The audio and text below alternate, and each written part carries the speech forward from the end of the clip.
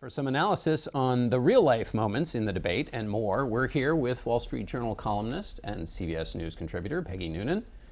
Jamelle Bouie is chief political correspondent for Slate magazine and a CBS News political analyst. Jeffrey Goldberg is here, and we congratulate him on his new role at The Atlantic. He was just named editor-in-chief of the magazine. And Ed O'Keefe covers politics for The Washington Post. All right, we're going to kick our conversation off right out of Kate McKinnon there. We're going to run a clip of Hillary Clinton actually answering a question or not answering a question in the debate. Well, everything I did as Secretary of State was in furtherance of our country's interests and our values. The State Department has said that. I think that's been proven. But I am happy. In fact, I'm thrilled to talk about the Clinton Foundation because it is a world-renowned charity, and I am so proud of the work that it does. That was a question, Peggy, about allegations and proof in emails, both hacked and also found through Freedom of Information requests, of a closeness between the Clinton Foundation and the State Department. She was asked about that closeness and her pledge to make sure there was no appearance of closeness, and she went and just talked about the great things the foundation was doing, didn't answer the question at all. In politics, they say if you're explaining, you're losing. She decided just not to explain. Yeah, that's one way to look at it. You might say that was a bowing to the fact that she has no argument to make here that is going to really make you think, oh, there was no pay for play. Any of those allegations are wrong. I did think it took special, maybe gumption is the word to say, and we know I have only done the best work for America. After all, that is what my State Department said. That is like you tell me you did something wrong and I say, oh, no, I didn't. And I know I didn't because me said I didn't. Do you know what I mean? It was her State Department. So what can she do but pivot away from something that I think is a serious charge that even people in your focus group were talking about? It's just out there. Everybody knows what they think. It's out there, Jamelle, but she seems to have come through the three debates in a much stronger position. So maybe she doesn't pay people don't penalize her for not answering a question, and Donald Trump helps her by taking the bait and going off and doing his own thing. Right. I think part of the problem for Donald Trump in trying to capitalize on allegations of pay for play, or really any of the scandals and questions around Clinton, is that you can find something equivalent with Trump, right? So if you Clinton could have pivoted by talking about the Clinton Foundation in the positive way, but she could have just as easily said, and she did at a certain point, that Trump also has a foundation, and at least our foundation actually helps people. His seems to just, purchase portraits for himself. And that dynamic exists for so many of the allegations against Clinton or the scandals against Clinton that she can just avoid the question by turning it back on Trump. And that has given her, I think, a real rhetorical advantage, even as voters still have a lot of questions about her honesty or trustworthiness, et cetera, et cetera.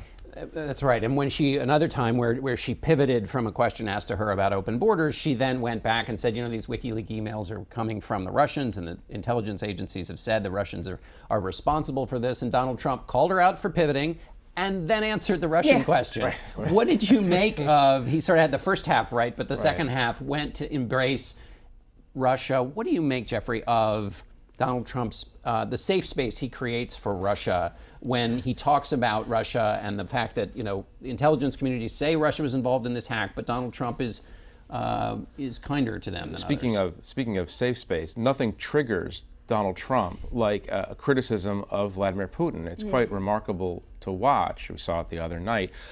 This is historic, and it represents a seismic shift in the way American politicians talk about Russia and large authoritarian countries in general. I mean, it's not entirely explicable to me, but generally the pattern in American politics and American life is that we tend to side with small besieged democracies over authoritarian superpowers. Donald Trump's sympathies seem to lie in a completely different direction. Sometimes we do that well, sometimes we do that not well. Sometimes presidents are criticized for not doing enough. Ukraine and Obama is a perfect example, but this is not entirely explicable yet to me, but it's revolutionary. Ed, what do you make of? We've had three debates. After the three of them, what's the final conclusion about? His bottom fell out, and yet she did nothing to answer those questions about emails about management of the State Department, about transparency, and she seems perfectly fine with that. And I think they have just gambled that they simply are headed by enough comfortably that that's something that can be dealt with perhaps when she's president, or she's going to have to demonstrate through her actions that she can win back the trust of the American people. But look, if she had faced, and if she faces a stronger Republican candidate 4 years from now, should she win, it's going to be very hard for her, because I think a lot of the other guys who were running were very well prepared to just prosecute her day after day after day, and it would have been a very different race. She got lucky this time, frankly. Let's talk about the home stretch we're in here, Peggy. The debates are over. The finish line is within sight. In some states, they're already voting. Where do you see the race right now? Is it over? As some people are behaving like it's over. How do you feel? I feel like surprises can happen, but I think we all agree that the trend lines suggest it will not work for Mr. Trump. You never know. And you got to keep an open mind, and we got 2 weeks here, but I think it looks rather difficult for him, and I think for the reasons that Frank Luntz really laid out. He has, at the end of the day, done a poor campaign. He has not talked enough about the perceived problems, the problems as they perceive them by the American people. He has talked much more and more obsessively and more engagedly about his own issues, with women, with the rigged media, with the rigged this. Do you know what I mean? And it doesn't make a good impression or leave a good taste. It should have been bigger than that. I mean, he goes to Gettysburg to deliver a policy speech, and the headlines that come out are complaining about the rigged election, talking about suing women who are accusing him falsely of it. This is the opposite of big, and people are left with that bad taste, and he's not been able ever to stop being Donald Trump in that sense, and that's the fatal flaw. What's striking about this is clear from the beginning. It was, I think, if you observe Trump closely from 2015 or summer 2015 to the present, you would have predicted not this exact course of events, but something like it. This is weirder than the exact course of events This you could is a have little predicted, weirder. yeah. But the general fact that Trump has never been particularly interested in policy, has never been particularly interested in talking about anyone other than himself, has always premised his candidacy on the idea that he was a unique force that through himself could make everything better. And the limits of that are maybe much more apparent than we would have thought they were. But that's always been there in the Trump message and the Trump But he's appeal. had more than a year to learn how to be a passable candidate, not a really great one with a political gift, but an adequate one, and that hasn't happened, and I wasn't sure that would be so. I also have to disagree with you a little bit in that I think he has some political talent because he isolated important issues to the Republican base that electrified this political year and will have to be worked out by the Republican Party in the coming years. I'm not saying he doesn't have any political talent. I'm just saying that he doesn't have any of the discipline that you would need to actually become president of the United States. I mean, even your relatively inexperienced candidates like Eisenhower have 20 years of political experience in one way, shape, or another. Trump has none of this. Except for writing checks, perhaps. In our focus group, there's a lot of talk during the debate when Donald Trump wouldn't immediately embrace the idea of the election outcome. Yeah. In the focus group, we talked to people who were not necessarily Trump fans, and they thought this is not a big deal to me. Yeah, I picked up on a lot of that too, walking away. I think everyone there who covers this kind of stuff saw it as a galling and really historic moment for a candidate to say that.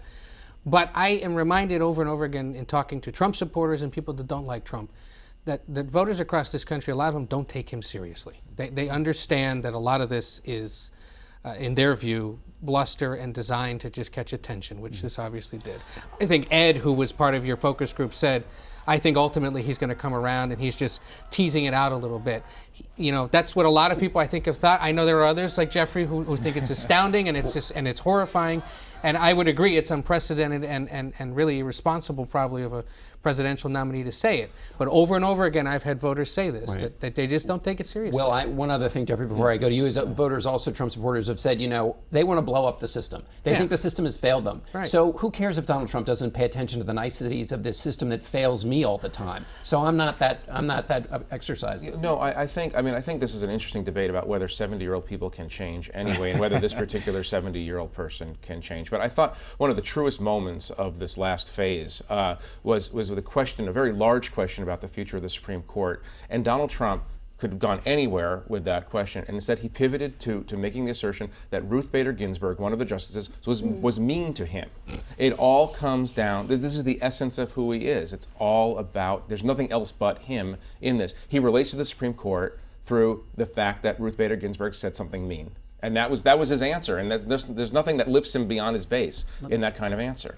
Peggy, 70% in our poll of Republicans think this election's the only way Donald Trump is going to lose is if there's voter fraud. Yeah. What do you make of that statistic? They think the election's being stolen.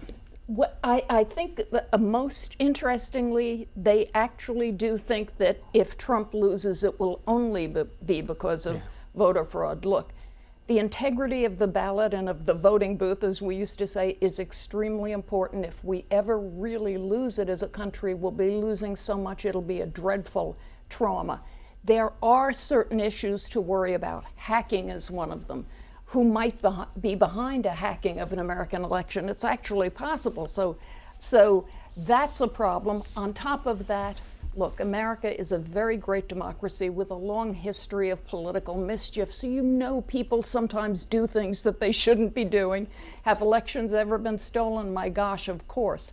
But one of the things Republicans should be thinking about is that each state governs its own voting reality. Most of the battleground states are governed by Republican governors. Most polling places are looked over by both Republican and Democratic stewards who are making sure everything's okay. I think this rigged thing maybe is a larger metaphor in certain areas, I understand it, but if you're saying this election is going to be stolen, boy, you better put up the evidence and put it up now. Right, and there's no evidence that there is evidence of fraud in life, but not that it's going to swing the entire election. The most comprehensive study of at least in-person voter fraud that found that in the 1 billion ballots cast between 2000 and 2014, there were 31 suspected incidences of in-person voter fraud. I think it's really important to center the fact that so many Republican voters are receptive to the rigged message around the simple fact that for the past 15 years, mainstream, normal Republican politicians have been arguing in support of very restrictive voter laws in places like North Carolina and Wisconsin, that there is persistent and regular voter fraud that does actually influence elections. And when you have Republican elites either argue this or never challenge it for 15 years, then you can't be shocked when the presidential candidate says things like the election's rigged, that people begin to believe it. All right, Jamelle, you have the last word there. Sorry, Peggy, we'll just hold that for when you have. Come with us next time. Thanks to all of you for being here, and we'll be back in a moment with a report from Iraq.